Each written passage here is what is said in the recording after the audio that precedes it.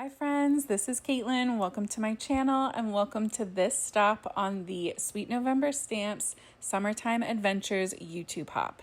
Today I'm making a really fun light up card that's also a fully colored scene card. So fair warning, this is definitely a longer video.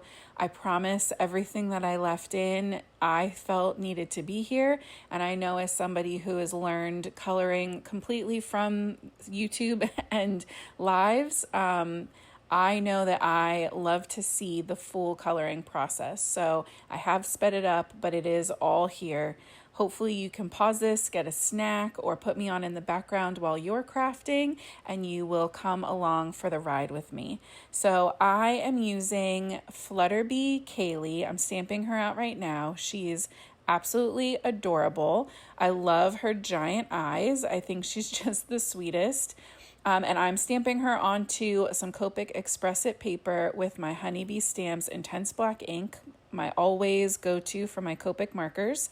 I'm masking her up with a full stick Post-it note, which I just found out 3M stopped making those. So now I have to find some new or different masking products to recommend, because the blue tape I'm using here is from Heffy Doodle. They went out of business. And I have seen similar ones on Amazon, but I don't know if they're good yet or not. So I'm going to have to test them out. But while I ink blend this really pretty night sky with my distress inks, let me tell you a little bit about the hop that is happening. So I'll have all of the specifics down in the description, but I want you to know that if you are starting with my video, please hop along. You are entering for a chance to win the entire new release. It's 10 brand new stamp sets, and they're so cute. Some of them are general summer like this. There's the most adorable little pirates. They're very cute. So to enter in, you hop to each participating YouTube channel. Make sure you're subscribed to everybody's channels. You like the video and leave a comment, right?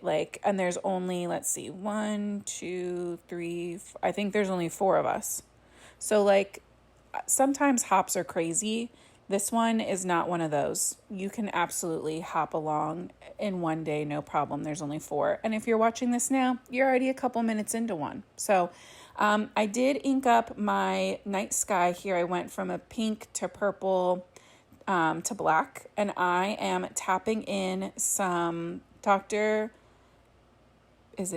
Martin's No Bleed White that I've watered down with just a tiny bit of water, and flicking that on, tapping that on with a teeny tiny brush. Then I'm removing the mask for my background shrubbery, which is also a stamp from Sweet November Stamps. I'll have that listed down in the description as well. It's one of their background builder sets. And I had masked off that one little firefly, lightning bug, whatever, that's up by the top bush over on the left. So coloring this little girl, I really wanted to make sure that she stood out and was the center focus. You can't miss her, right? She's the main feature no matter what. But I really wanted to make sure that all of my coloring for her was very detailed, so it would completely pull your focus. And that's part of the reason why I ink blended the background, the sky, because I want that to be less important, less dramatic, texture and detail wise. I just want it to support her in her scene.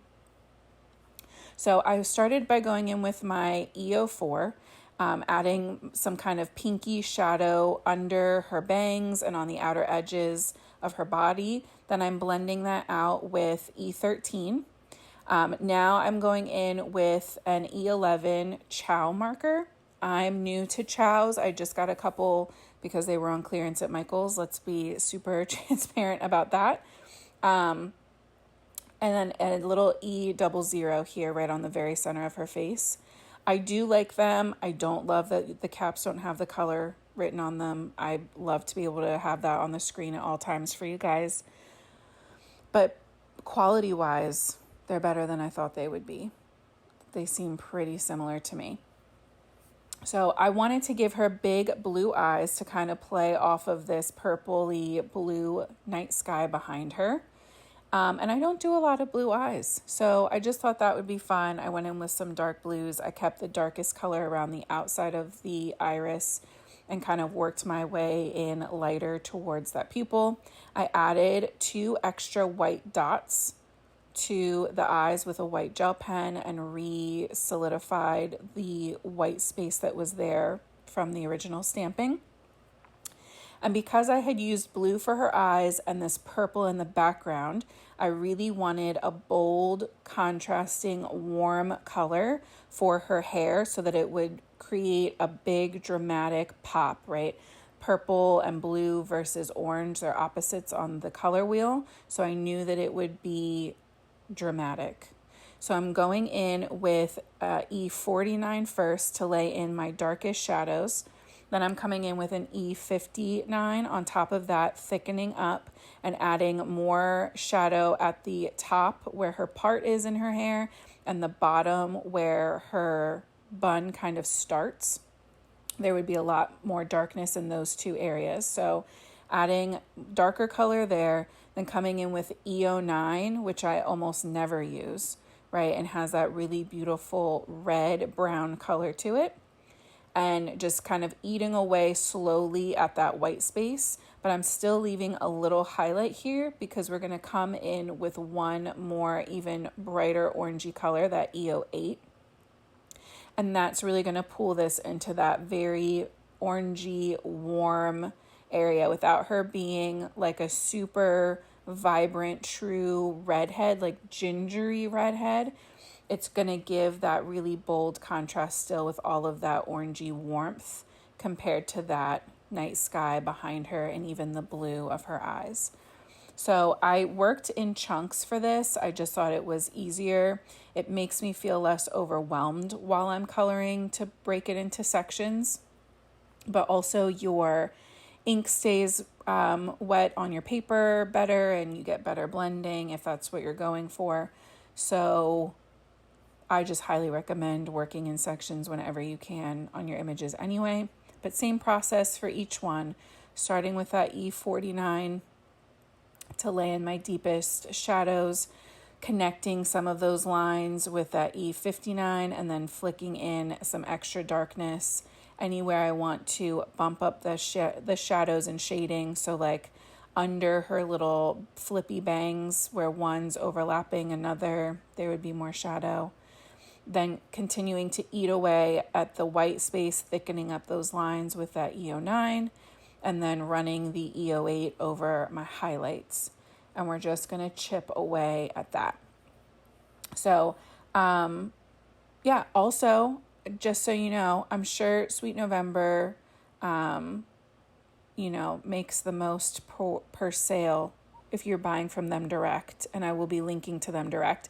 But I thought it was cool to note that Simon Says Stamp carries them on their website, and there's a Crafty Purple Frog in the UK stocks them, and now they have a German place that stocks them. I think that's so cool that there are more wholesalers now of Sweet November. I have been around, I think, since the first clear release, since before there even were clear stamps and they were only doing digis. So when I tell you that I love them, I really, truly mean that I love them. T and Amy are sisters. They're amazing. They're running the whole company pretty much themselves, from what I've gathered. And they're amazing. They're great people. And if you like their images, you should support them because all crafty businesses are feeling the pressure right now. So it's a little bit of a scary world we're in for a lot of businesses. So show them some love. And I love them too. Anyway, I finished coloring up that hair. I am adding some shading to the bow. Decided I wanted to play up the pink in the sky.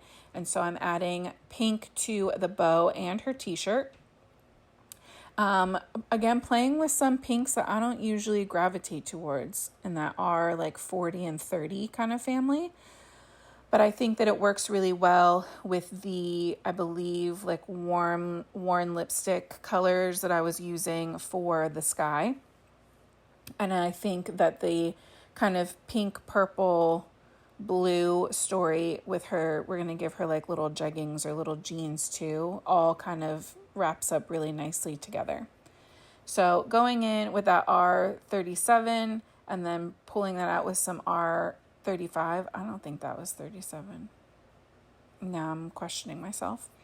And then for the part of her shirt that you see through the jar, I'm leaving out my darkest color and only going in with my lightest, and I'm not being very precise with my color placement in there. I want it to feel like it's distorted through that glass. And then I'm going over the glass with a B000 and a B00 to give that light blue cast over that.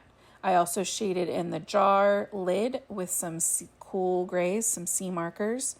And then for the little jeans or jeggings, I'm going in with B90s. Those are always my go-to denim color choice. B99, B97, B95. And there's a little tiny touch of the denim through that jar as well.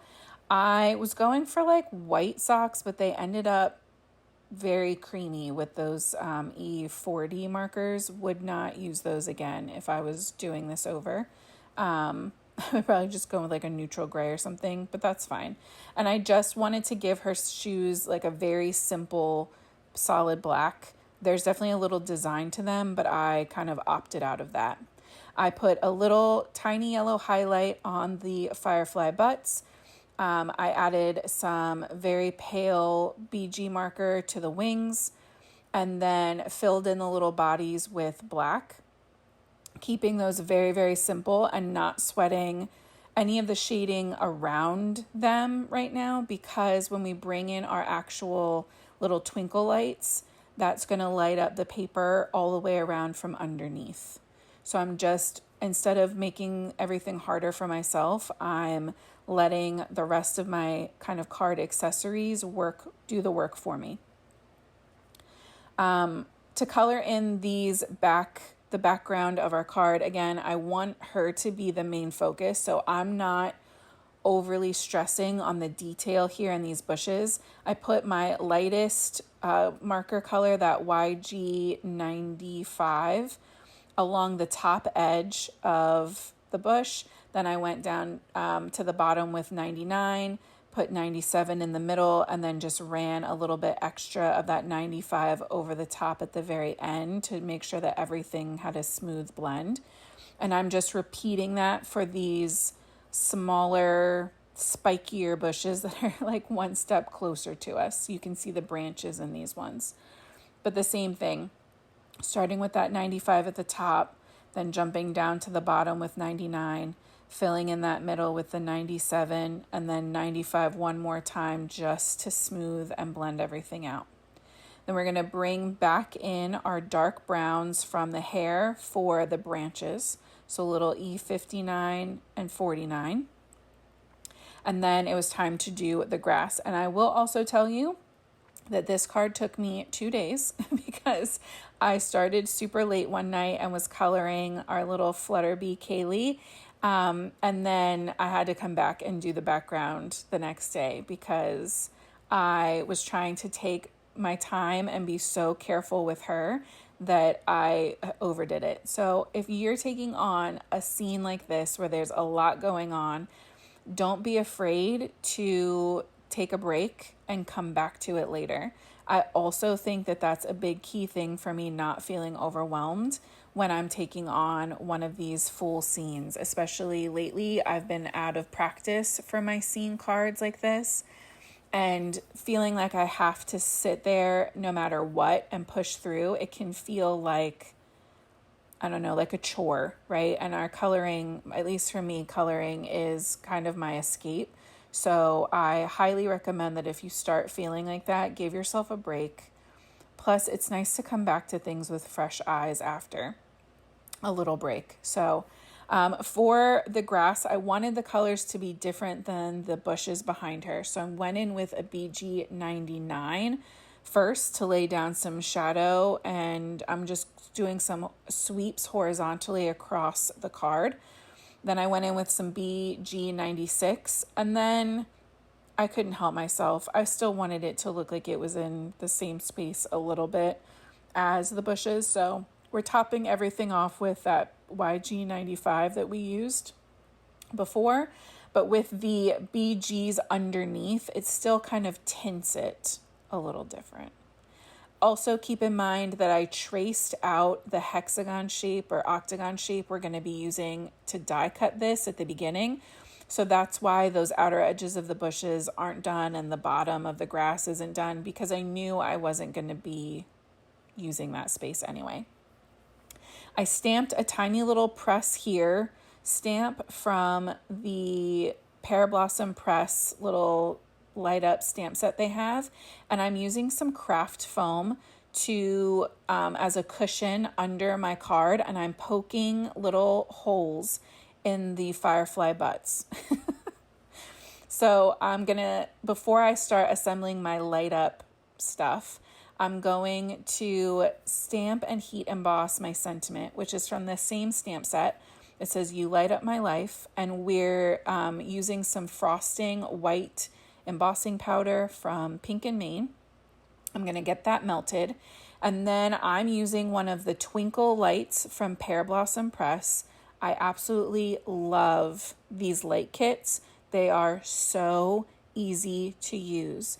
You pull it straight out of the container. A couple minutes later, you're good to go. Like, no wiring, no copper tape, no shade to anybody else that uses those or makes those. I've used them before. This is just so easy, guys. So I put a little bit of that plaid paper as my background. I added some double-sided tape to the back of my scene with the little button that you're pressing. I lined that up to my press here stamp. That's why I was kind of holding it in the air. And then one at a time, I'm just using washi tape to tape my 3 little twinkle lights into place behind those little holes that I created. You add some extra tape to hold down your wires wherever, it doesn't even matter. And then I'm popping this whole panel up with foam because that button needs some space. So this kind of keeps it flat across, so you're not seeing a bump where the little light mechanism is with your button.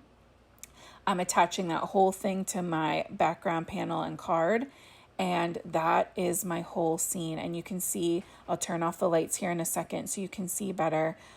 It's so fun, and I love that it twinkles. Not all of the lights light up at the same time. She's the sweetest. I hope that you love this card as much as I do. Thank you so much for hanging out with me through this whole process. If you made it this far, you are a real one. Please hop along and support Sweet November Stamps, even if it's just with subscribing and liking. And I hope that one of you wins this entire release, and then you let me know, because I'd love to celebrate that with you. So thank you guys again. I will see you back here soon. And until next time, happy crafting.